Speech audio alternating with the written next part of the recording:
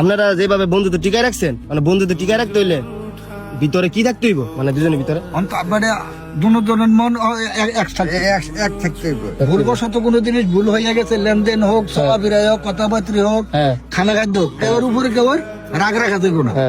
আমি ভুল করছি, তুমি আমার মাপ দিয়ে দিতে গো, আমার প্রতি তোমার কোনো রাগ রাখা দেবো না। আসলে মানে বন্ধুত্বের মধ্যে ভুল বুঝাবুঝি হইতে পারে, ঝগড়া হইতে পারে, কিন্তু এটা মানায় নিতেই হইব যে আজকে ঝগড়া হয়েছে, কালকে ওর সাথে আমি চলবো। আমরা 2 মিনিট পরে আবার আমরা ভুলটা শুধরাইলাই আপনারা লগে লগে। মাশাআল্লাহ গাইস, ভুল করতে আমি বইলা দেই যে ভাই আপনি যে এইটা করছেন এটা কিন্তু ভুল হয়ে গেছে। মানে আচ্ছা, ঠিক আছে ভাই, পরবর্তী আমার জীবনের বেস্ট একটা জুটি, ঠিক আছে। তাদের বন্ধুত্বের সাথে কোন বন্ধুত্ব, পৃথিবীর বুকে কোন বন্ধুত্বের তুলনা হয় না। তারা ওনার বয়স 80, ওনার বয়স 60, কিন্তু দেখেন বয়সে কোনো ম্যাটার করে না, বন্ধুত্ব বয়স ম্যাটার করে না, কোনো কিছু ম্যাটার করে না।